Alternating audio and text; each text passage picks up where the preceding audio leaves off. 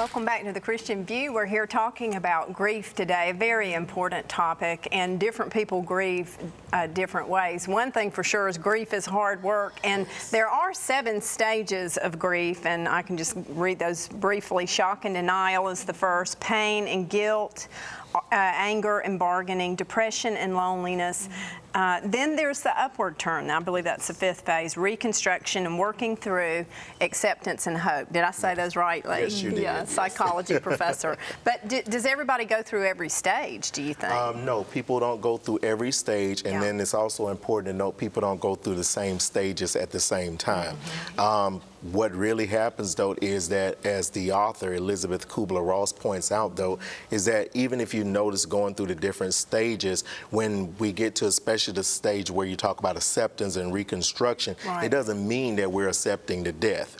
A lot of times what we're saying is we've accepted that this person is not coming back anymore. And that really takes a lot out of people, I think, to get to that point, and that's usually where the anger really spins in. Yes. A counselor had said to me when my mom passed away, she said, it's actually going to get a little more difficult as the time gets further until you reach that hump, because you just spoke to that person or you just saw that person in the flesh, and so a week later it's only been a week since you've seen them, and it just took on a different perspective. So as I was months away, I actually hurt more. You want to pick up the phone and call that person. You think you keep going through these things sometimes for years of things. I want to talk to that person. You can get stuck, can't you, Lee? You can get stuck in any one of those phases. Sometimes it takes people a long time. That very first one, denial, shock, they're not even believing. Getting stuck in the depression stage. Or the anger stage. And that's, if you get in that stage, that's when you really need to get some help, counseling or whatever, because you're stuck. And to process, like you said, and it really used to be, when we looked at it, when people would come in and they had just gone through grief, it would be that if a person were grieving for more than 2 months, then, psychiatrists or psychologists would recommend maybe some kind of medication for depression at that point. But now the psychology industry has gone back and they have looked at it again and saying that, it really takes almost 2 years for a person to really work through it. So they are kind of pulling back on the medication aspect of medicating people. Now, what about anger? Have you, like, when you see people acting out in anger and grief, what have you typically seen in ministry? Well, really, I think when people it's more of, when we really get into the ministerial side of it, it's not looking or not accepting what God's will is. And I think, it sounds really kind of harsh, but that's really where it is, because at the end of the day, we have to accept whatever God's will is. Like Jesus said, in the Garden of Gethsemane, not my will, but thine will be done.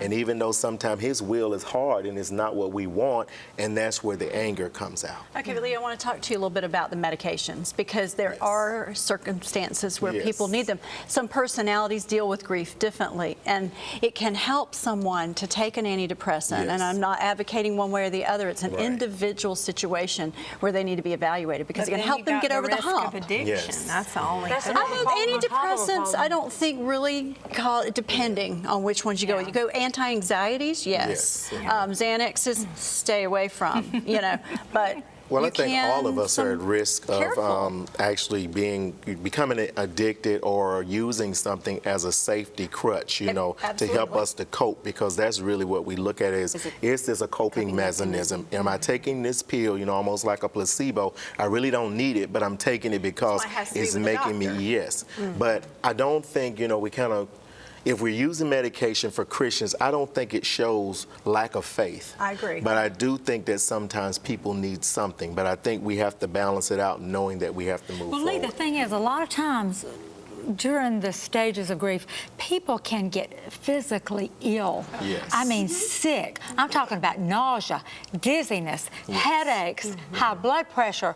I mean, all these things. Grief can cause your body you don't to eat get and you physically don't sleep and ill. you don't take care of your body, and so that's when the grief is starting to take over. And we really have to even examine it further when we talk about grief. It's not just about someone dying. It's about any type of loss. It could be a a divorce. It could be a loss of a true, job. too. Right. It could be an issue going on with your spouse or a relationship, a breakup with a good friend. All of those are types of loss that, if they are not dealt with properly, can lead us to have these long-lasting effects. And when you say deal with properly, do you think, pastoral care, counseling, all of that is great?